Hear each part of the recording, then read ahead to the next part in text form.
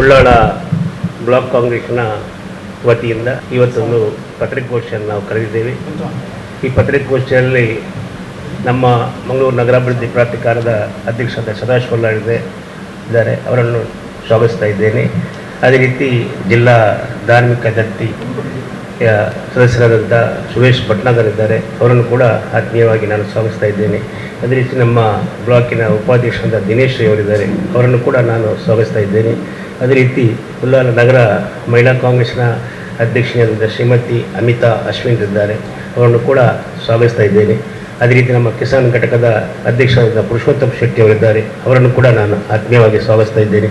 ಅದೇ ರೀತಿ ನಮ್ಮ ಹಿಂದುಳಿದ ವರ್ಗದ ಅಧ್ಯಕ್ಷರಾದಂಥ ವಿವೇಕಾನಂದ ಸರೇಂದ್ರಿದ್ದಾರೆ, ಅವರನ್ನು ಕೂಡ ನಾನು ಆತ್ಮೀಯವಾಗಿ ಸ್ವಾಗತಿಸ್ತಾ ಇದ್ದೇನೆ. ಅದೇ ರೀತಿ ನಮ್ಮ ಬ್ಲಾಕಿನ ಪ್ರಧಾನ ಕಾರ್ಯದರ್ಶಿಯಾದ ಮನ್ಸೂರ್ ಮಂಚಲ್ರಿದ್ದಾರೆ, ಅವರನ್ನು ಕೂಡ ನಾನು ಆತ್ಮೀಯವಾಗಿ ಸ್ವಾಗತವನ್ನು ಮಾಡಿಕೊಂಡು ಅದೇ ರೀತಿ ಎಲ್ಲ ದೃಶ್ಯ ಮಾಧ್ಯಮದವರನ್ನು ಪತ್ರಿಕಾ ಮಾಧ್ಯಮದವರು ಕೂಡ ಆತ್ಮೀಯವಾಗಿ ಈ ಒಂದು ಪತ್ರಿಕಾಗೋಷ್ಠಿಗೆ ನಾನು ಸ್ವಾಗತಿಸ್ತಾ ಇದ್ದೇನೆ. ಈ ಪತ್ರಿಕಾಗೋಷ್ಠಿಯನ್ನು ಕರೆದಂಥ ಉದ್ದೇಶ, ಮೊನ್ನೆ ನಮ್ಮ ಉಳ್ಳಾಳ ನಗರದಲ್ಲಿ ಶಾರದೋತ್ಸವ ಸಮಾರಂಭ ಇತ್ತು. ಆ ದಿನ ಒಂದು ಘಟನೆ ನಡೆಯಿತು. ಶಾರದೋತ್ಸವವನ್ನು ಮಧ್ಯ ಮಾರ್ಗದಲ್ಲಿ ನಿಲ್ಲಿಸಿ ಒಂದು ಘಟನೆ ನಡೆಯಿತು. ಆ ಘಟನೆಯ ವಿಚಾರವಾಗಿ ಅಲ್ಲಿಯ ಶಾರದೋತ್ಸವ ಸಮಿತಿಯ ಎಲ್ಲ ಕಮಿಟಿಯವರು, ಪೊಲೀಸ್ ಇಲಾಖೆ ಅದನ್ನು ಸರಿಪಡಿಸಿ ತೀರ್ಮಾನವನ್ನು ಕೈಗೊಂಡಿತು. ಅದರ ನಂತರ ನಮ್ಮ ಕ್ಷೇತ್ರ ಶಾಸಕರಾದ ಯುಟಿ ಖಾದರ್ ಅವರು ನಮ್ಮೆಲ್ಲರನ್ನು ಕರೆದು ನೀವೊಂದು ಬ್ಲಾಕಿನಲ್ಲಿ ಸಭೆಯನ್ನು ನಡೆಸಬೇಕು, ಹಿಂದೂ ಸಮಾಜದವರನ್ನೆಲ್ಲ, ಹಿಂದೂ ಬಾಂಧವರನ್ನೆಲ್ಲ ಕರೆದು ಸಭೆ ನಡೆಸಬೇಕು. ಆ ಸಭೆಯಲ್ಲಿ ನೀವೆಲ್ಲ ತೀರ್ಮಾನ ಕೈಗೊಳ್ಳಬೇಕು, ನಂತರ ಠಾಣೆಗೆ ಹೋಗಿ ಅಲ್ಲಿ ವಿಚಾರವನ್ನು ಮಾಡಬೇಕಂತ ತಿಳ್ಕೊಂಡು ತಿಳಿಸಿರ್ತಾರೆ. ಆ ಪ್ರಕಾರ ನಾವು ಸಭೆಯನ್ನು ನಡೆಸಿ ಎಲ್ಲರ ಅಭಿಪ್ರಾಯವನ್ನು ಕೇಳಿ ಠಾಣೆಗೆ ಹೋಗಿ ಎಲ್ಲ ವಿಚಾರವನ್ನು ತಿಳಿದು ನಮ್ಮ ಸಭಾಧ್ಯಕ್ಷರಿಗೆ ತಿಳಿಸಿದೆವು. ಅವರು ಕೂಡಲೇ ಯಾರು ತಪ್ಪಿತಸ್ಥರಿದ್ದಾರೆ ಅವರ ಮೇಲೆ ಕಾನೂನು ಕ್ರಮ ಕೈಗೊಳ್ಳಬೇಕು. ಪೊಲೀಸರಾದರೂ ಆಗ್ಬೋದು ಅಥವಾ ಸಮಾಜದಲ್ಲಿ ಇತರ ಗೂಂಡಾ ವ್ಯಕ್ತಿಗಳಿದ್ದರೂ ಕೂಡ ಅವರ ಮೇಲೆ ಕಾನೂನು ಕೈಗೊಂಡು ಅಮಾಯಕರಿಗೆ ಯಾವುದೇ ರೀತಿಯ ತೊಂದರೆಗಳು ಆಗಬಾರ್ದು ಅಂತ ಹೇಳಿಕೊಂಡು ತಿಳಿಸಿರುತ್ತಾರೆ. ಕೂಡಲೇ ಕಮಿಷನರ್ ಹೋಗಿ ಆದೇಶವನ್ನು ಮಾಡಿರುತ್ತಾರೆ. ಈ ಘಟನೆ ಅಲ್ಲಿಗೆ ಮುಗಿದಿರುತ್ತದೆ. ಆದರೆ ರಾಜಕೀಯ ಬೇಳೆಗೋಸ್ಕರ ನಿನ್ನೆ ಒಂದು ಪತ್ರಿಕಾಗೋಷ್ಠಿಯಲ್ಲಿ ಮಾಡಿ ಭಾರತೀಯ ಜನತಾ ಪಕ್ಷದ ಕೆಲವು ಅಧ್ಯಕ್ಷರು ಹಾಗೂ ಸದಸ್ಯರೆಲ್ಲ ಸೇರಿಕೊಂಡು ಒಂದು ಪತ್ರಿಕಾಗೋಷ್ಠಿಯನ್ನು ಮಾಡಿ ನಿನ್ನೆ ನಮ್ಮ ಕ್ಷೇತ್ರ ಶಾಸಕರು ಸಭಾಧ್ಯಕ್ಷರಾದ ಯುಟಿ ಖಾದರ್ ಅವರನ್ನು ಅವರು ಈ ವಿಷಯದಲ್ಲಿ ಏನು ಕ್ರಮ ಕೈಗೊಂಡಿದ್ದಾರೆ, ಏನು ಅದಕ್ಕೆ ಇನ್ವಾಲ್ವ್ ಆಗಲಿಲ್ಲ ಅಂತ ತಿಳ್ಕೊಂಡು ನಿಮ್ಮ ಮೂಲಕ ನಿನ್ನೆ ಪತ್ರಿಕಾಗೋಷ್ಠಿ ಮಾಡಿದ್ದಾರೆ. ಅವರಿಂದ ಆಗುವಂಥ ಎಲ್ಲ ಕೆಲಸಗಳನ್ನು ಕೂಡ ಅವರು ಮಾಡಿದ್ದಾರೆ. ಅದ ನಂತರ ಹೆಚ್ಚು ಮಾಡಲಿಕ್ಕೆ ಅವರಿಗೆ ಆಗುವುದಿಲ್ಲ, ಆ ಕೆಲಸವನ್ನು ಮಾಡಿದ್ದಾರೆ. ಅದ ನಂತರ ಪೊಲೀಸ್ನವರು ಕೂಡ ಎಲ್ಲ ಕಾನೂನು ಕ್ರಮಗಳನ್ನು ಕೈಗೊಂಡು ಯಾರು ತಪ್ಪಿತಸ್ಥರಿದ್ದಾರೆ ಅವರ ಮೇಲೆ ಕಾನೂನು ಕ್ರಮ ಕೈಗೊಂಡು ಅಥವಾ ಪೊಲೀಸರವರ ತೊಂದರೆ ಆದರೆ ಅದರ ಮೇಲೆ ಕ್ರಮವನ್ನು ಕೈಗೊಳ್ಳಬಹುದು ಅಂತ ಹೇಳಿಕೊಂಡು ಕಮಿಷನರ್ ಹೇಳಿದ್ದಾರೆ. ಅವರ ತಪ್ಪದಕ್ಕೆ ಅವರು ಕ್ಷಮೆಯನ್ನು ಕೇಳಿಕೊಂಡು ಬಾಕಿ ಎಲ್ಲ ವಿಚಾರಗಳು ನಿನ್ನೆ ಪತ್ರಿಕಾ ಮಾಧ್ಯಮದ ಮೂಲಕ ಜನರಿಗೆಲ್ಲ ತಿಳಿಸಿದ್ದಾರೆ. ಆದರೆ ಇಲ್ಲಿ ಪತ್ರಿಕಾಗೋಷ್ಠಿ ಮಾಡುವಾಗ ಯುಟಿ ಖಾದರ್ವನ್ನೇ ಟಾರ್ಗೆಟ್ ಇಟ್ಕೊಂಡು ನಿನ್ನೆ ನಮ್ಮ ವಕೀಲರಾದಂಥ ಮೋಹನ್ ರಾಜ್ KR ಅವರು ಭಾಳ ಒಂದು ಮಾತಾಡಿದ್ದಾರೆ. ಯಾಕಂತ ಹೇಳಿದರೆ ಯುಟಿ ಖಾದರ್ ಅವರು ಬೇರೆಲ್ಲ ವಿಷಯಕ್ಕೆ ಕೈ ಹಾಕಿದ್ದಾರೆ, ಅವರು ಸಭಾಧ್ಯಕ್ಷರಾಗಿದ್ದಾರೆ, ಎಲ್ಲದಕ್ಕೂ ಕೈ ಹಾಕ್ಬೋದಿತ್ತು. ಏನೋ ಮೋಹನ್ ರಾಜ್ದವರು ಒಳ್ಳೆಯ ವಕೀಲರು, ಎಲ್ಲ ಅನುಭವವಿದ್ದವರು. ಆದರೆ ಈ ರೀತಿ ಇನ್ನು ಏಕೆ ಮಾತಾಡಿದರೆ ಅಂತ ನಮಗೆ ಗೊತ್ತಾಗ್ತಿಲ್ಲ. ಅವರ ಅನುಭವದ ಕೊರತೆಯೋ ಅಥವಾ ಇವಾಗ ನಾವು ಉಳ್ಳಾಳ ನಗರ ಸಭೆ ವ್ಯಾಪ್ತಿಯಲ್ಲಿ ಎಲ್ಲ ಕಡೆ ಕೂಡ ವಾರ್ಡ್ ಸಭೆಗಳೆಲ್ಲ ಮಾಡ್ತಾ ಇದ್ದೇವೆ. ಆ ಸಭೆ ಮಾಡುವಾಗ ಭಾಳಷ್ಟು ಜನ ಹಿಂದೂಗಳಾಗಲಿ, ಮುಸ್ಲಿಮರಾಗಲಿ, ಕ್ರಿಶ್ಚಿಯನ್ರಾಗಲಿ ಕೂಡ ಯುಟಿ ಖಾದರ್ರ ಅಭಿವೃದ್ಧಿಯನ್ನು ಮೆಚ್ಚಿ ಅವರ ಪ್ರೀತಿ ವಿಶ್ವಾಸದಿಂದ ನಾವು ಖಂಡಿತವಾಗಿಯೂ ನಿಮ್ಮೊಂದಿಗೆ ಇದ್ದೇವೆ ಅಂತ ತಿಳ್ಕೊಂಡು ತಿಳಿಸುವಾಗ ಏನೋ ಮೋಹನ್ ರಾಜ್ರವರಿಗೆ ಮತಿಭ್ರಮಣೆ ಆಗಿರಬೇಕು. ಯಾಕಂತೇಳಿ ಈ ರೀತಿಯ ಎಲ್ಲ ಪ್ರೀತಿ ವಿಶ್ವಾಸ ಇವರ ಮೇಲೆ ಇರುವಾಗ ಏನೋ ಅವರಿಗೆ ಮತಿಭ್ರಮಣೆಯಾಗಿ ನಿನ್ನೆ ಹೇಳಿರಬೇಕು. ಈ ರೀತಿಯ ಒಂದು ಘಟನೆಯನ್ನು ಹೇಳಬೇಕಂತ ನನ್ನ ಭಾವನೆ. ನಂತರ ಎಲ್ಲ ಈ ವಿಚಾರಗಳ ಬಗ್ಗೆ ನಮ್ಮ ಮಂಗಳೂರು ನಗರಾಭಿವೃದ್ಧಿ ಪ್ರಾಧಿಕಾರದ ಅಧ್ಯಕ್ಷರು ತಿಳಿಸಬೇಕಾಗಿ ನಾನು ವಿನಂತಿಸ್ತೇನೆ. ದೃಶ್ಯ ಮಾಧ್ಯಮದ ಮತ್ತು ಪತ್ರಿಕಾ ಮಾಧ್ಯಮದ ಪ್ರತಿನಿಧಿಗಳನ್ನು ಸ್ವಾಗತ ಮಾಡಿಕೊಂಡು ಇವತ್ತು ನಮ್ಮ ಬ್ಲಾಕ್ ಕಾಂಗ್ರೆಸ್ನ ಅಧ್ಯಕ್ಷರಾದಂಥ ರಮೇಶ್ ಶೆಟ್ಟರ ನೇತೃತ್ವದಲ್ಲಿ ಇವತ್ತು ನಾವು ಪತ್ರಿಕಾಗೋಷ್ಠಿಯನ್ನು ಕರೆದಿದ್ದೀವಿ. ಪತ್ರಿಕಾಗೋಷ್ಠಿ ಕರೆದ ಉದ್ದೇಶ, ಮೊನ್ನೆ ಶಾರದಾ ದೇವಿಯ ವಿಸರ್ಜನಾ ಮೆರವಣಿಗೆ ಹೋಗುವಂಥ ಸಂದರ್ಭದಲ್ಲಿ ಕೆಲವೊಂದು ಅಹಿತ ಇದು ನಡೆದಿದೆ ಅಂತ ಹೇಳಿಕೊಂಡು, ಅಹಿತಕರ ಘಟನೆ ನಡೆದಿದೆ ಅಂತ ಹೇಳಿಕೊಂಡು ಅದರ ಬಗ್ಗೆ ಅಪಪ್ರಚಾರ ಮಾಡಿಕೊಂಡು ಹಿಂದುತ್ವದ ಬಗ್ಗೆ ಜನರನ್ನು, ಹಿಂದುತ್ವ ಅಂತ ಹೇಳಿಕೊಂಡು ಜನರನ್ನು ಎಬ್ಬಿಸುವಂಥ ಕೆಲಸ ಒಂದು ಕಡೆ ಮಾಡಿದಾಗೆ ಅಂತ ಕರೀತಾರೆ. ಈ ಬಗ್ಗೆ ಭಾರತೀಯ ಜನತಾ ಪಕ್ಷದ ಮಂಡಲ ಕಾರ್ಯದರ್ಶಿಯಾದಂಥ ಮೋಹನ್ ರವರೊಂದು ಸ್ಟೇಟ್ಮೆಂಟ್ ಕೊಡ್ತಾರೆ, ಕಾಂಗ್ರೆಸ್ ಪಕ್ಷದ ಕುಮ್ಮಕ್ ಅಂತ. ಇಲ್ಲಿ ಯಾವತ್ತೂ ರಾಜಕೀಯ ಮಾಡಲಿಲ್ಲ. ಇಷ್ಟು ವರ್ಷ ನಾವೆಲ್ಲ ಸಣ್ಣದಲ್ಲೇ ಹುಟ್ಟಿ ಬೆಳೆದವರ ಉಳ್ಳಾಳದಲ್ಲಿ ಸುಮಾರು ವರ್ಷಗಳ ಕಾಲ ನಾವು ಇದನ್ನು ನೋಡಿದ್ದೇವೆ. ಇಲ್ಲಿ ಎಲ್ಲ ಅವರು ಒಟ್ಟಿಗೆ ಸೇರಿಕೊಂಡು ಭಾಳ ಒಂದು ಉತ್ತಮ ರೀತಿಯಲ್ಲಿ ಶಾರದೋತ್ಸವ ಸಂಭ್ರಮ ನಡೀತಾ ಇದೆ. ಮೊನ್ನೇನು ಒಂದು ಇನ್ಸಿಡೆಂಟ್ ಆಗಿತ್ತಾ, ಅದು ಸರ್ಕಾರದ ಕಾನೂನು ನಿಯಮದಂತೆ ಶಾರದೋತ್ಸವ ಸಮಿತಿಯವರು ಇದಕ್ಕೆ ಬೇಕಾದಂಥ ಪರವಾನಗಿ ತೆಕ್ಕೊಳ್ಬೇಕಿತ್ತು. ಪರವಾನಗಿ ಪಡ್ಕೊಂಡಿದ್ರು. ಪರವಾನಗಿ ಪಡ್ಕೊಳ್ಳುವಾಗ ನಿಯಮ ಮೀರಿ ಮತ್ತು ರಾತ್ರಿ 1 ಗಂಟೆ ತನಕ ಅವರಿಗೆ ಇದನ್ನು ಮಾಡಲಿಕ್ಕೆ ಅವಕಾಶ ಮಾಡಿಕೊಟ್ಟಿತ್ತು. 1 ಗಂಟೆ ನಂತರ ಒಬ್ಬ ಪೊಲೀಸ್ ಅಧಿಕಾರಿಗಳು ಬಂದು ಮೈಕ್ ನಿಲ್ಲಿಸಿ, ಮೈಕ್ ಬಂದ್ ಮಾಡಿ ಮಾತ್ರ ಹೇಳಿದ ಹೊರತು ಬೇರೆ ಏನು ತೊಂದರೆ ಮಾಡಲಿಲ್ಲ. ಮೈಕ್ ಬಂದ್ ಮಾಡಿ ಹೇಳಿದ ಕೂಡಲೇ ಅಲ್ಲಿಬ್ಬ ನೊಟೋರಿಯಸ್ ಒಬ್ಬ ಇದ್ದ, ಅವನೇ ಹಾರಿಕೊಂಡು ಇವರ ಮೇಲೆ ದಬ್ಬಾಳಿಕೆ ಮಾಡಲಿಕ್ಕೆ ಬಂದ. ಅದನ್ನು ಶಾರದಾ ಮಹೋತ್ಸವ ಸಮಿತಿಯವರು ಹಿಂದೂ ವಿರೋಧಿ ಅಂತ ಹೇಳಿಕೊಂಡು ಬಣ್ಣಿಸಿ ಈ ರೀತಿ ವರ್ತನೆ ಮಾಡುವಂಥದ್ದು ಸರಿಯಲ್ಲ. ಒಬ್ಬ ಪೊಲೀಸ್ ಅಧಿಕಾರಿಗಳಾಗಿ, ಸಬ್ ಇನ್ಸ್ಪೆಕ್ಟರ್ಗಳಾಗಿ ಅವರ ಕರ್ತವ್ಯ ಅವರು ಮಾಡದಿದ್ದರೆ ಅವರ ಮೇಲಾಧಿಕಾರಿಗಳು ಅವರನ್ನು ಕೇಳುವಂಥ ಇದೆ. ಅದರಿಂದ ಅವರ ಕರ್ತವ್ಯ ಏನಿತ್ತು ಅದನ್ನು ಮಾಡಿದ್ದಾರೆ. ಇವರು ಆವಾಗಲೇ ಪರವಾನಗಿ ತೆಗೆಯುವಾಗಲೇ ನಮಗೆ 1 ಗಂಟೆ ಎಲ್ಲ 2 ಗಂಟೆ ತನಕ ಮಾಡಲಿಕ್ಕೆ ಅವಕಾಶ ಕೊಡಿ ಅಂತ ಹೇಳ್ತಿದ್ರೆ ಸರಿಯಾಗಿ ಹೋಗ್ತಿತ್ತು. ಇವರು ಅವರು ಕಾನೂನು ಪ್ರಕಾರ 1 ಗಂಟೆಗೆ ಸ್ಟಾಪ್ ಮಾಡಬೇಕು, ಇದನ್ನು ಮೈಕ್ ಬಂದ್ ಮಾಡಲಿಕ್ಕೆ ಮಾತ್ರ ಹೇಳಿದ ಹೊರತು ಬೇರೆ ಏನು ಮಾಡಿಲ್ಲ. ಅದರ ಬಗ್ಗೆ ಬೇಡದ ಅಪಪ್ರಚಾರ ಮಾಡಿಕೊಂಡು ಪೊಲೀಸ್ನವರಿಗೆ ಹೊಡಿಲಿಕ್ಕೆ ಬಂದ ರೀತಿಯಲ್ಲಿ ವರ್ತನೆ ಮಾಡಿದ್ದಾರೆ. ಪೊಲೀಸ್ ಇಲಾಖೆ ಅಂತಂದ್ರೆ ಸರ್ಕಾರ ಸೇವೆಯಲ್ಲಿ ಕರ್ತವ್ಯ ನಿರ್ವಹಿಸೋದ್ರ ಸಂದರ್ಭದಲ್ಲಿ ಅವರ ಮೇಲೆ ಕೈ ಹಾಕೋದ್ರಿಂದ ಬಹಳ ದುರದೃಷ್ಟಕರವಾದಂಥ ಇದನ್ನು ಇಲ್ಲಿ ನಿರ್ಮಾಣ ಮಾಡಿದ್ದಾರೆ. ಒಬ್ಬ ಸರ್ಕಾರಿ ಅಧಿಕಾರಿಗಳ ಮೇಲೆ ಕೈ ಮಾಡಿದರೆ ಅವನಲ್ಲಿ ನೇರವಾಗಿ ಕ್ರಿಮಿನಲ್ ಕೇಸ್ಗಳಲ್ಲಿ ಒಳಗಾಕುವಂಥ ವ್ಯವಸ್ಥೆ ಕಾನೂನಿನಲ್ಲಿದೆ.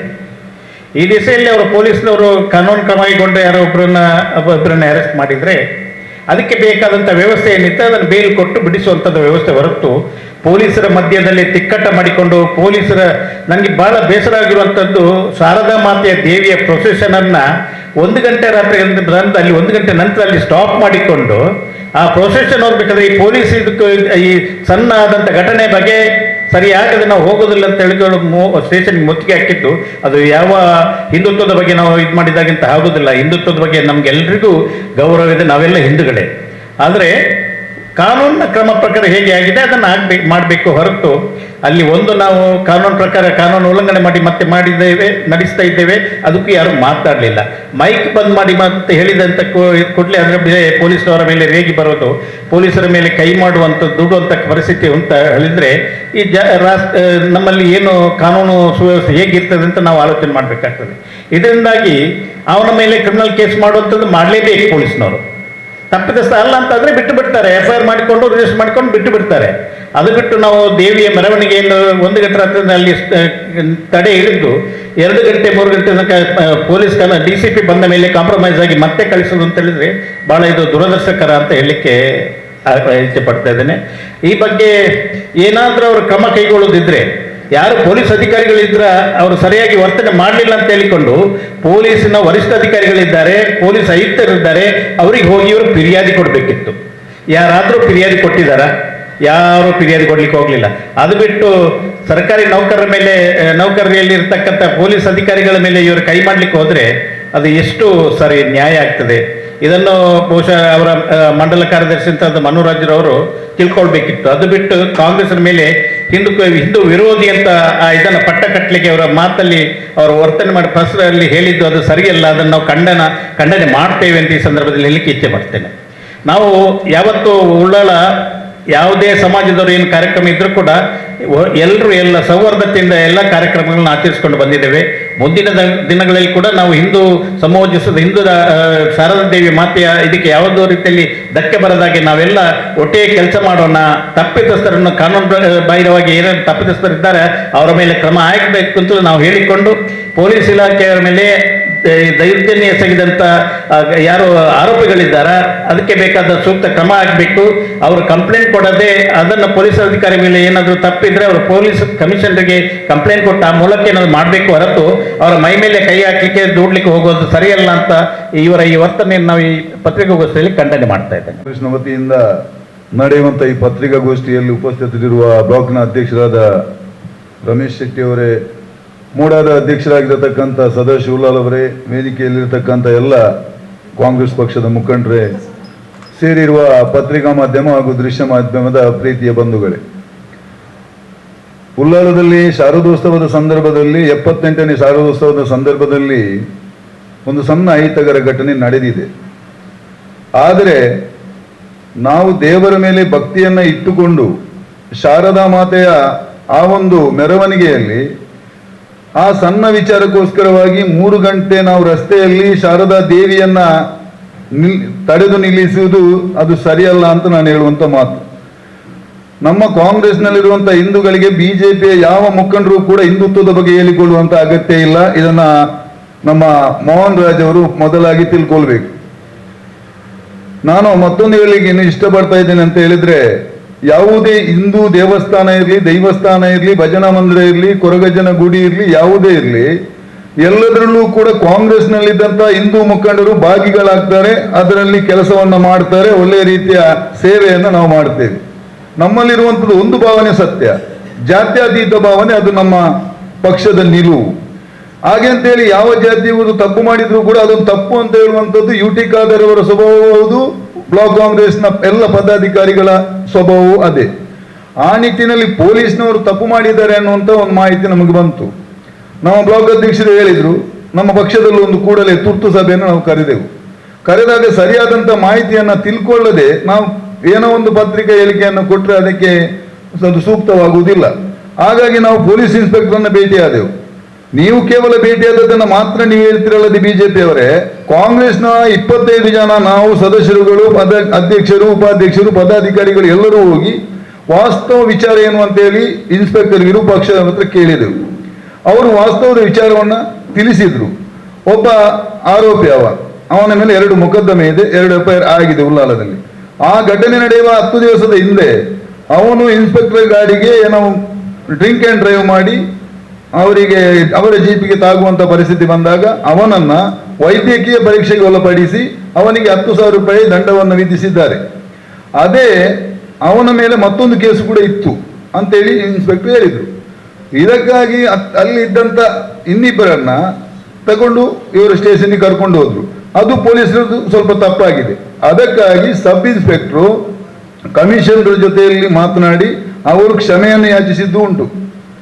ಯಾವ ಮೊಗವೀರ ಸಮುದಾಯದ ಹಿರಿಯರಾಗಿರತಕ್ಕಂಥ ಸದಾನಂದ ಬಂಗೇರ್ರವರು, ಈಗಿನ ಮೊಗವೀರ ಸಮಾಜದ ಅಧ್ಯಕ್ಷರಾಗಿರುವ ಯಶವಂತ್ ಅಮೀನ್ ಅವರು, ಭಾರತೀಯ ಜನತಾ ಪಕ್ಷದ ಪ್ರಧಾನ ಕಾರ್ಯದರ್ಶಿಯೂ ಕೂಡ ಹೌದು, ಅಲ್ಲಿ ಇಂದಿನ ಅಧ್ಯಕ್ಷರಾಗಿದ್ದಂತಹ ಭರತ್ ರವರು ಮತ್ತೆ ಬಾಬು ಬಂಗೇರ್ರವರ ಮಗ, ಇವರೆಲ್ಲರೂ ಕೂಡ ಹೋಗಿ ಮರುದಿವಸ ಬೆಳಿಗ್ಗೆ 11 ಗಂಟೆಗೆ ವಿರೂಪಾಕ್ಷ ಸರ್ ಹತ್ರ ಮಾತನಾಡಿ ನಮ್ಮ 30 ಜನರ ಮೇಲೆ ಏನು ನೀವು FIR ಮಾಡಿದ್ದೀರಿ ಅಂತೇಳಿ ಹೇಳಿದ್ವಿ. ಒಬ್ಬನನ್ನು ಅರೆಸ್ಟ್ ಮಾಡಿದ್ದಾರೆ. ಆ 30 ಜನರ ಮೇಲೆ FIR ಹಾಕಿದ್ದನ್ನು ನಿಲ್ಲಿಸಿದ್ದು ಯಾರು ಅಂತ ಕೇಳಿದ್ರೆ ಯುಟಿ ಖಾದರ್. ದಯವಿಟ್ಟು ನೀವು ಯುಟಿ ಖಾದರನ್ನ ಟಾರ್ಗೆಟ್ ಮಾಡಬೇಡಿ ಬಿಜೆಪಿ ಅವರೇ. ಯಾವುದೋ ವಿಷಯವನ್ನ ಇಟ್ಕೊಂಡು ಎಲ್ಲಿಗೆ ಹೋಗ್ಕೊಂಡು ಯುಟಿ ಖಾದರನ್ನ ತಲೆದಂಡ ಮಾಡುವುದು ಅಥವಾ ಅವರನ್ನು ದೂರುವಂತ ಕೆಲಸ ಮಾಡಿದ್ರೆ ಉಲ್ಲಾಲದ ಜನತೆಗೆ ಗೊತ್ತು, ದೇಶದ ಜನತೆಗೆ ಗೊತ್ತು, ರಾಜ್ಯದ ಜನತೆಗೆ ಗೊತ್ತು ಯುಟಿ ಖಾದರ್ ಎಂತವರು ಅಂತೇಳಿ. ಈಗ ಅವರು ಪಕ್ಷ ಇಲ್ಲದ ಒಬ್ಬ ಸಭಾಧ್ಯಕ್ಷನಾಗಿ ಎಲ್ಲರನ್ನು ಸಮಾನವಾಗಿ ಕಾಣತಕ್ಕಂಥ ವಿಚಾರ ನಮಗೆಲ್ಲರಿಗೂ ಗೊತ್ತು. ವಿಧಾನಸಭೆಯಲ್ಲಿ ಸ್ಪೀಕರ್ ಆಗಿರುವಾಗ ವಿರೋಧ ಪಕ್ಷದವರನ್ನು ಕೂಡ ಸರಿಯಾಗಿ ತೆಗೆದುಕೊಂಡು ಹೋಗತಕ್ಕಂಥ ಶಕ್ತಿ ಇರತಕ್ಕಂಥ ಯುಟಿ ಖಾದರು ಅವರ ಕ್ಷೇತ್ರದಲ್ಲಿ ಯಾವುದಾದ್ರೂ ಅನ್ಯಾಯ ಆದ್ರೆ ಅವರು ಯಾವತ್ತೂ ಕೂಡ ಸಹಿಸೋದಿಲ್ಲ. ಯಾವ ಪೊಲೀಸ್ನವರು ತಪ್ಪು ಮಾಡಿದ್ರು ಕ್ರಮ ಆಗಬೇಕು ಅಂತ ಹೇಳಿದ್ದಾರೆ, ಅಥವಾ ಏನು ಆರೋಪಿಗಳು ಇದ್ದಾರೆ ಬೇರೆಯವರು ಅವರದ್ದು ಕ್ರಮ ತಗೊಳ್ಬೇಕು ಅಂತೇಳಿ ಹೇಳಿದ್ದಾರೆ. ಕಮಿಷನರು ಕೂಡ ಇವರಿಗೆ ಹೇಳಿಕೆಯನ್ನು ಕೊಟ್ಟಿದ್ದಾರೆ. ಅದಾದ ನಂತರ ಇವರು ಇಲ್ಲಿ ಮಾತುಕತೆ ಸಂಧಾನವನ್ನು ಮಾಡಿದ ನಂತರ ನಾನು ಯಶವಂತ ಅಮೀನ್ ಅವರ ಹತ್ರ ಕೇಳಲಿಕ್ಕೆ ಇಷ್ಟಪಡುವಂಥದ್ದು ಪತ್ರಿಕಾ ಮಾಧ್ಯಮದ ಮುಖಾಂತರ, ನೀವು ಮತ್ತು ನಿಮ್ಮ ಇತರರು ಉಳ್ಳಾಲ ಪೊಲೀಸ್ ಠಾಣೆಗೆ ಹೋಗಿ ಇನ್ಸ್ಪೆಕ್ಟರ್ ಹತ್ರ ಮಾತನಾಡಿ ಎಲ್ಲವೂ ಮುಗಿಯಿತು ಸರ್, ಯಾರನ್ನು ಅರೆಸ್ಟ್ ಮಾಡಬೇಡಿ ಅಂತೇಳಿ ಕೇಳಿಕೊಂಡಾಗ ಇನ್ಸ್ಪೆಕ್ಟರ್ ಕೂಡ ಒಪ್ಪಿದ್ದಾರೆ. ಅಲ್ಲಿಗೆ ವಿಷಯ ಸಮಾಪ್ತಿ ಆಗಿದೆ. ಮತ್ತೆ ಕಮಿಷನರ್ ಮುಖಾಂತರ ತನಿಖೆಯಾಗಿ ಏನು ಅಲ್ಲಿ ಪೊಲೀಸ್ನವರು ತಪ್ಪು ಮಾಡಿದ್ದಿದ್ರೆ ಅದಕ್ಕೆ ಕಾನೂನು ಕ್ರಮ ತಗೊಳ್ಬೇಕಂತ ಹೇಳಿದವರು ಕೂಡ ನಾವೇ ಕಾಂಗ್ರೆಸ್ನವರು. ಯಾಕೆಂತ ಹೇಳಿದ್ರೆ ಶಾರದಾ ದೇವಿ ಮೇಲೆ, ಹಿಂದೂ ಧರ್ಮದ ಮೇಲೆ ನಿಮಗೆ ಮಾತ್ರ ಪ್ರೀತಿ ಅಲ್ಲ, ಭಾರತೀಯ ಜನತಾ ಪಕ್ಷದಲ್ಲಿ ಪದಾಧಿಕಾರಿ ತಕ್ಷಣ ನೀವು ಹಿಂದೂಗಳು ಅಂತೇಳಿ ಭಾವನೆ ಬೇಡ ನಿಮ್ದು. ನಾವು ಕಾಂಗ್ರೆಸ್ನಲ್ಲಿದ್ದವರು ಕೂಡ ಹಿಂದೂಗಳೇ, ದೇವರನ್ನು ನಂಬುವವರೇ. ಒಂದೊಂದು ದೇವಸ್ಥಾನದಲ್ಲಿ ಈಗ ನೋಡಿದ ವೇದಿಕೆಯಲ್ಲಿ ಇದ್ದೇವೆ ನಾವು. ಸುರೇಶ್ ಭಟ್ನಗರ್ ಅವರು ಭಗವತಿಯ ಪವಿತ್ರವಾದ ಭಗವತಿ ದೇವಸ್ಥಾನದ ಆಡಳಿತ ಮುಕ್ತೇಶ್ವರರು, ನಾನು ಕೂಡ ಒಬ್ಬ ಅಯ್ಯಪ್ಪ ಸ್ವಾಮಿ ದೇವಸ್ಥಾನ ದೇರಳಗಟ್ಟೆ ಇದರ ಮುಕ್ತೇಶ್ವರ. ಅನೇಕ ದೇವಸ್ಥಾನಗಳಲ್ಲಿ ಅಧ್ಯಕ್ಷನಾಗಿ ಕೆಲಸ ಮಾಡಿ ಎಲ್ಲವನ್ನು ಮಾಡಿದವರು ನಾವು. ಹಾಗಾಗಿ ನಿಮ್ಮ ಈ ರೀತಿಯ ಹೇಳಿಕೆಯನ್ನು ನಾವು ಖಂಡಿಸ್ತೇವೆ. ಹಾಗಾಗಿ ನಾನು ಇನ್ನು ಮುಂದೆ ಹೇಳುವುದು, ನಾವು ಹೇಳಿದ್ದು ಇಷ್ಟೇ, ಪೊಲೀಸ್ನವರಿಗೆ ಯಾವುದೇ ಸಮಾವೇಶ, ಇದು ಹಿಂದೂ ಸಭೆ ಇರಲಿ ಅಥವಾ ಮುಸ್ಲಿಮರ ಕಾರ್ಯಕ್ರಮ ಇರಲಿ ಅಥವಾ ಕ್ರೈಸ್ತರದ್ದು ಇರಲಿ, ಈ ಟೈಮ್ ಲಿಮಿಟ್ ಅನ್ನು ತೆಗೆಯಬೇಕು. ನೀವು 7 ಗಂಟೆಗೆ ಸ್ಟಾರ್ಟ್ ಮಾಡಿ 1 ಗಂಟೆಗೆ ಮುಗಿಸಿ ಅಂತ ಹೇಳಿದ್ರೆ ಇಷ್ಟು ದೊಡ್ಡ ಸಾರ್ವಜನಿಕ ಕಾರ್ಯಕ್ರಮಗಳು ಅದು ಮುಗಿಯುವುದಿಲ್ಲ. ಅಲ್ಲೇ ಆಗುವಂಥದ್ದು ಏನು ಅಂತ ಹೇಳಿದ್ರೆ ತೊಂದರೆಗಳು. ನೀವು 1 ಗಂಟೆ ಆಗುವ ನಿಲ್ಲಿಸ್ಲಿಕ್ಕೆ ಹೋಗುದು, ಅವರಿಗೆ ಕೋಪ ಬರುವುದು, ಇದು ಸಹಜವಾದ ವಿಚಾರ, ಎಲ್ಲರಿಗೂ ಕೋಪ ಬರುತ್ತದೆ. ಹಾಗಾಗಿ ನನ್ನ ವಿನಂತಿ ಏನು ಅಂತ ಹೇಳಿದ್ರೆ, ನಮ್ಮ ವಿನಂತಿ, ಯಾವುದೇ ಕಾರ್ಯಕ್ರಮ ಮಾಡುವುದಿದ್ರೆ ನೀವು 7 ಗಂಟೆಯಿಂದ 1 ಗಂಟೆವರೆಗೆ, ಅದು ಸಾರ್ವಜನಿಕ ಕಾರ್ಯಕ್ರಮದಲ್ಲಿ ಆಗುವುದಿಲ್ಲ. ಯಾವುದಾದ್ರೂ ಮನೆಯ ಕಾರ್ಯಕ್ರಮ, ಒಂದು ಸಂಘದ ಕಾರ್ಯಕ್ರಮ, ಅದು ಓಕೆ. ಹಾಗಾಗಿ ಪೊಲೀಸ್ನವರ ಹತ್ರ ನಾನು ಪತ್ರಿಕಾ ಮಾಧ್ಯಮದ ಮುಖಾಂತರ ಕೂಡ ವಿನಂತಿ ಮಾಡುವುದಿಷ್ಟೇ, ಸಮಯದ ಮಾಡಬೇಡಿ. ನೀವು ಸಮಯ 7 ಗಂಟೆ ಆದ್ರೆ ಅದು 1 ಗಂಟೆ ಆಗ್ಬೋದು, 3 ಗಂಟೆನೂ ಆಗ್ಬೋದು. ವರ್ಷಕ್ಕೊಮ್ಮೆ ನಡೆಯುವಂಥ ಶಾರದೋತ್ಸವ, ಗಣಪತಿ ಉತ್ಸವ ಕೂಡ ವರ್ಷಕ್ಕೊಮ್ಮೆ ನಡೆಯುವುದು. ಗಣಪತಿ ವಿಸರ್ಜನೆ ಮಾಡಲಿಕ್ಕೆ ನೀವು ನಿಗದಿತ ಟೈಮನ್ನೇ ಕೊಟ್ಟರೆ ಇದು ಸಾರ್ವಜನಿಕ ರಸ್ತೆಯಲ್ಲಿ ಹೋಗುವಾಗ ಅನೇಕ ತೊಂದರೆಗಳಾಗ್ತದೆ. ಅದರಲ್ಲಿ ಸಮಯ ನೀವು ಯಾವತ್ತೂ ಮೆನ್ಷನ್ ಮಾಡುವುದು ಬೇಡ ಅನ್ನುವಂಥ ಒಂದು ವಿನಂತಿಯನ್ನು ಕೂಡ ನಾನು ಮಾಡ್ತಾ ಇದ್ದೇನೆ. ಭಾರತೀಯ ಜನತಾ ಪಕ್ಷದವರು ದಯವಿಟ್ಟು ಯುಟಿ ಖಾದರ್ ಅವರ ಅಭಿವೃದ್ಧಿಯ ವಿಚಾರ ಜನಸಾಮಾನ್ಯರ ಮನಸ್ಸಿಗೆ ಮುಟ್ಟಿದೆ. ಕರ್ನಾಟಕದ ಕಾಂಗ್ರೆಸ್ ಸರ್ಕಾರದ ಎಲ್ಲ 5 ಗ್ಯಾರಂಟಿಗಳ ಯೋಜನೆಗಳಿಂದಾಗಿ ಜನ ಇವತ್ತು ಕಾಂಗ್ರೆಸ್ ಪಕ್ಷವನ್ನು ಬೆಂಬಲಿಸ್ತಾ ಇದ್ದಾರೆ. ಈ ನಿಟ್ಟಿನಲ್ಲಿ ನಿಮಗೆ ಏನಾದರೂ ಯುಟಿ ಖಾದರನ್ನು ಸೋಲಿಸಬೇಕು ಅನ್ನುವಂಥ ಉದ್ದೇಶ ಇದ್ರೆ ಇಂಥ ಕಾರ್ಯಕ್ರಮಗಳನ್ನು ಮಾಡಿ ಅಥವಾ ಇದನ್ನು ನೀವು ರಾಜಕೀಯ ಮಾಡುವುದರ ಮುಖಾಂತರ ಅದು ಸಾಧ್ಯ ಇಲ್ಲ. ಯಾಕೆಂತ ಹೇಳಿದ್ರೆ ಕಾಂಗ್ರೆಸ್ನಲ್ಲೂ ಕೂಡ ನಾವುಗಳು ಸಮರ್ಥರಿದ್ದೇವೆ, ಎಲ್ಲವನ್ನು ಎದುರಿಸಲಿಕ್ಕೆ ನಮಗೂ ಕೂಡ ಗೊತ್ತಿದೆ. ಹಾಗಾಗಿ ನಾನು ಹೆಚ್ಚಿನ ಮಾತನಾಡುವಂಥ ವಿಚಾರ ಅಲ್ಲ.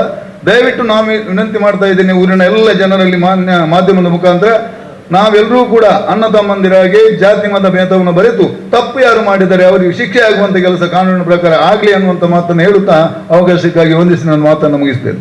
ರಾಷ್ಟ್ರದ ಉಚ್ಚ ನ್ಯಾಯಾಲಯ, ಸುಪ್ರೀಂ ಕೋರ್ಟ್ ಆಫ್ ಇಂಡಿಯಾದ ಚೀಫ್ ಜಸ್ಟಿಸ್ ಯಾರಿದ್ದಾರೆ, ಆ ಚೀಫ್ ಜಸ್ಟಿಸ್ಗೆ ಶೂ ಎಸೆಯುವಂಥ ಕರ್ತವ್ಯವನ್ನೊಬ್ಬ ಸೀನಿಯರ್ ಲಾಯರ್ ಮಾಡಿದ್ದಾರೆ.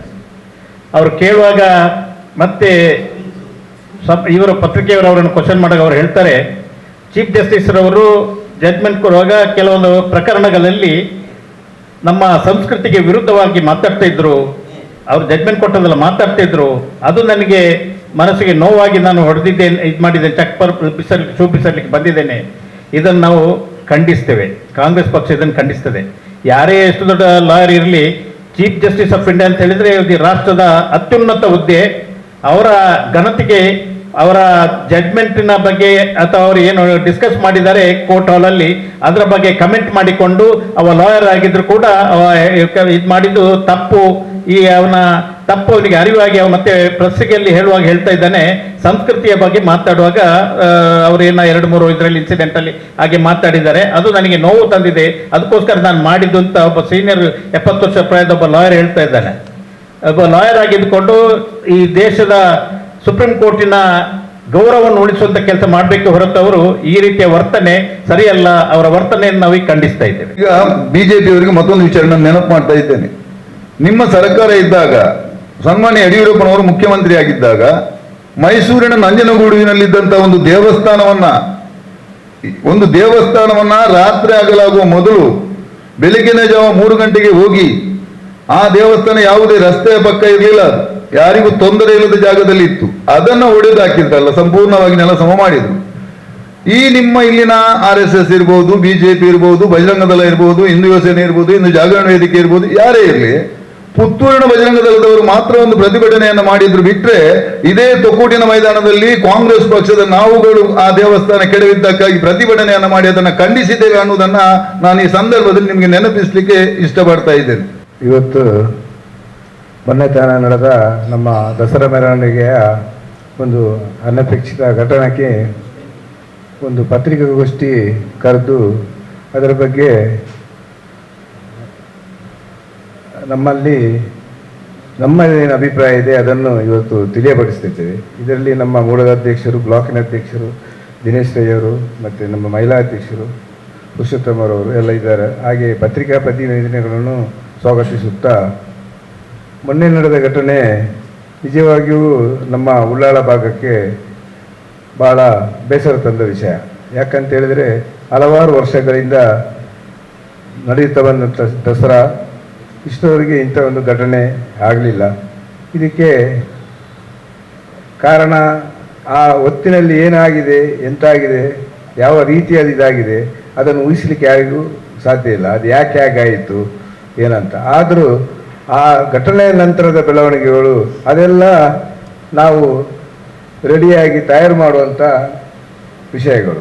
ಘಟನೆ ಆಗುವಾಗ ಅಲ್ಲಿ ಯಾವ ರೀತಿಯಿಂದ ಅದು ಆಗುತ್ತೆ ಅಂತ ಹೇಳಲಿಕ್ಕೆ ಯಾರಿಗೂ ಸಾಧ್ಯ ಇಲ್ಲ. ಅಂದರೆ ಅದು ಒಂದು ಕ್ಷುಲ್ಲಕ ಕಾರಣಕ್ಕೂ ಆಗ್ತದೆ. ಪಬ್ಲಿಕ್ ತುಂಬ ಇರ್ತದೆ, ಅಲ್ಲಿ ಬೇರೆ ಬೇರೆ ಥರದ ಜನರಿರ್ತಾರೆ.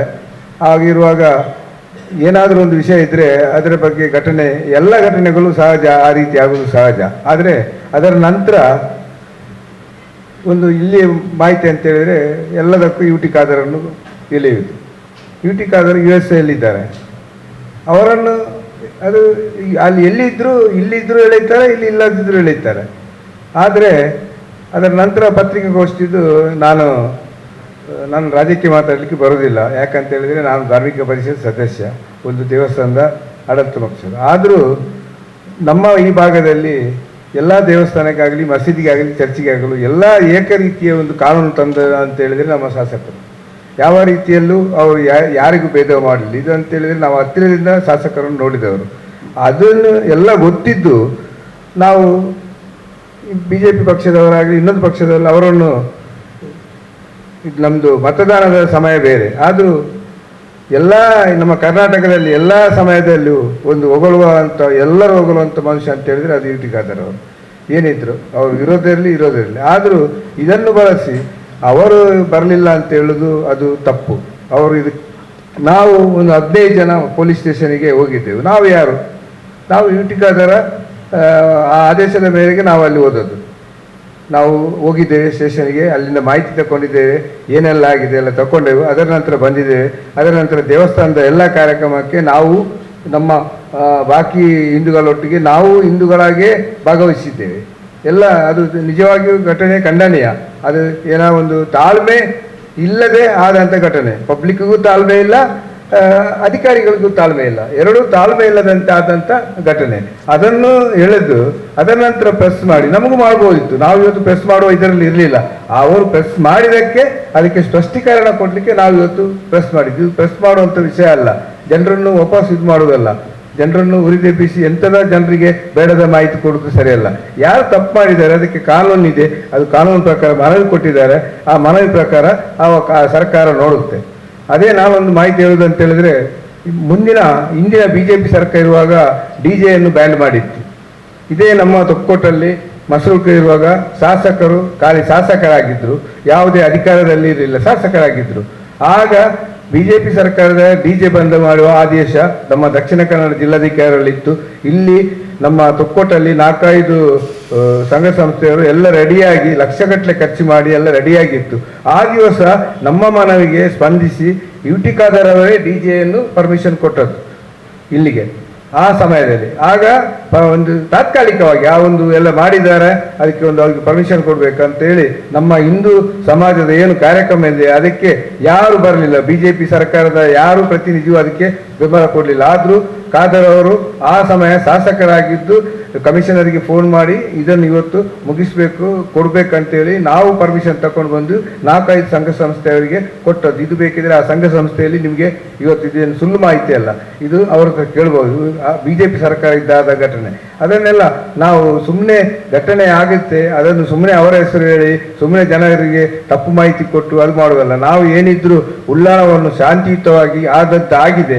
ಇನ್ನು ಯಾವ ರೀತಿ ನಾವು ಏನು ಮಾಡಬೇಕು ಅಧಿಕಾರಿಗಳಿಗೆ, ಅದಕ್ಕೆ ನಾನು ಹೇಳೋದಾದ್ರೆ ಅಧಿಕಾರಿಗಳದ್ದು ಸ್ವಲ್ಪ ತಪ್ಪಿಲ್ಲ ಅಂತಲ್ಲ, ಕಾನೂನು ಇದೆ, ಕಾನೂನು ಇರುತ್ತೆ.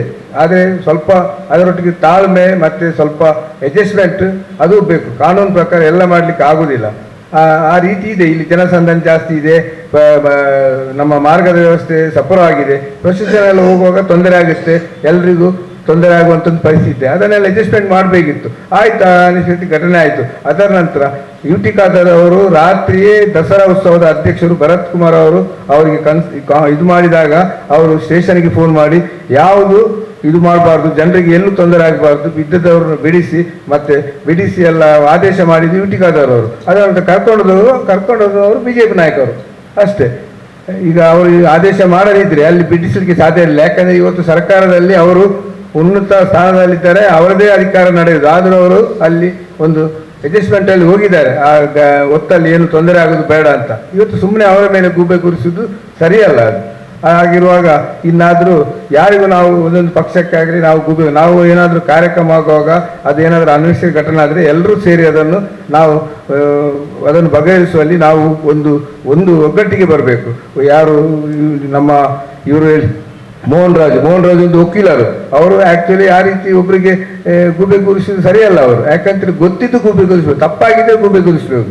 ತಪ್ಪಾಗಿಲ್ಲ ಯಾಕಂತ ಹೇಳಿದ್ರೆ ನಾವು 15 ಜನ ಈ ಶಾಸಕರ ಆದೇಶದ ಪ್ರಕಾರನೇ ಸ್ಟೇಷನ್ಗೆ ಹೋಗಿ ನಾವು ಎಲ್ಲ ರೀತಿಯಲ್ಲಿ ನಮ್ಮಲ್ಲೂ ಶಾಸಕರು ಹೇಳಿದ್ದಾರೆ, ಎಲ್ಲ ಕಾರ್ಯಕ್ರಮಕ್ಕೆ, ದೇವಸ್ಥಾನದ ಕಾರ್ಯಕ್ರಮಕ್ಕೆ, ಪ್ರಾರ್ಥನೆಗೆ ಎಲ್ಲದಕ್ಕೂ ನೀವು ಭಾಗಿಯಾಗಬೇಕು, ನೀವು ಎಲ್ಲೂ ಇದಾಗಬಾರ್ದು ಅಂತೇಳಿ ನಮಗೆ ಆದೇಶ ಮಾಡಿದವರೇ ಅವರೇ. ಹಾಗೆ ನನ್ನ ವೈಯಕ್ತಿಕ ನನಗೆ ದೇವಸ್ಥಾನ ಇದೆ, ಬಾಕಿಯವರಿಗೆಲ್ಲರಿಗೂ ಆದೇಶ ಮಾಡಿದ್ದು ಅವರೇ. ಹಾಗಾಗಿ ನಾವು ಎಲ್ಲರಲ್ಲಿ ಭಾಗಿಯಾಗಿದ್ದೇವೆ. ನಾವು ಯಾವಾಗಲೂ ಹಿಂದೂ ವಿರೋಧಿ 100ಕ್ಕೆ 100 ಅಲ್ಲ. ಮತ್ತೆ ನಮ್ಮ ಹಿಂದೂ ಧರ್ಮದಲ್ಲಿ ಒಂದು ಒಳ್ಳೆಯ ಸಂಸ್ಕೃತಿ ಅಂತ ಹೇಳಿದರೆ ಬೇರೆ ಧರ್ಮದವರಿಗೆ ನಾವು ಒಂದು ಗೌರವ ಕೊಡೋದು, ಅದನ್ನು ನಾವು ನಮ್ಮ ಇದರಲ್ಲಿ ಅಳವಡಿಸ್ಕೊಂಡು ಬಂದಿದ್ದೇವೆ. ಆ ರೀತಿ ಇರುವಾಗ ಎಲ್ಲರೂ ನಾವು ಇಲ್ಲಿ ಉಳ್ಳಾಳದಲ್ಲಿ ಸರ್ವ ಜನರು ಒಂದು ಒಳ್ಳೆಯ ಸುಖ ಶಾಂತಿಯ ನೆಮ್ಮದಿಯಲ್ಲಿ ಇರಬೇಕಂತೇಳಿ ನನ್ನೊಂದು ಮನವಿ. ವಿಷ್ಣುದು ಎಲ್ಲ ದೇವರದ್ದು ಕಾರ್ಕಳದ MLA ಸುನೀಲ್ ಕುಮಾರ್ ಪರಶುರಾಮನ ತನಿಖೆ ಆಗುದು ವಿಚಾರ ಬೇರೆ, ಅದು ತನಿಖೆ ಬೇರೆ. ತನಿಖೆ ಅಲ್ಲ, ಪರಶುರಾಮನ ಮೂರ್ತಿಯಲ್ಲಿ ಪ್ರತಿಮೆಯಲ್ಲಿ ತಲೆ ಯಾವುದು, ಕಾಲು ಯಾವುದು, ಸೊಂಟ ಯಾವುದು ಎಲ್ಲವನ್ನು ಮಾಡಿ ಅಷ್ಟು ಮಾಡಿದ ನಂತರ ಕೂಡ ಅವನಿಗೆ ಜೈ ಹಾಕುವಂತವ್ರು ಇದ್ದಾರಲ್ಲ ಸಮಾಜದಲ್ಲಿ, ಜೈ ಹಾಕುವವರು ಇದ್ದಾರಲ್ಲ, ಅದು ದೇವರ ವಿಚಾರ ಅಲ್ವಾ? ಅದು ದೇವರ ವಿಚಾರ ಅಲ್ವಾ? ನಾನು ಹೇಳುದಂತ ಪರಶುರಾಮನ ಹೆಸರಿಟ್ಟ ಒಂದು ಕಟ್ಟಡದಲ್ಲಿ ಏನಾದ್ರು ಮಾಡಿ ಲಂಚದಿಂದ ಏನಾದ್ರು ತಿಲ್ಲಿ ದೇವರ ಪ್ರತಿಮೆಯನ್ನ ಆ ರೀತಿ ಮಾಡುವಂತವರು ಕೂಡ ಈ ಸಮಾಜದಲ್ಲಿ ಇದ್ದಾರೆ ಅಂತ ಹೇಳಿದ್ರೆ ಅಲ್ಲ, ದೇವರ ಹೆಸರು ದೇವರ ವಿಷಯ, ದೇವರ ವಿಚಾರ ದೇವರ ವಿಷಯ.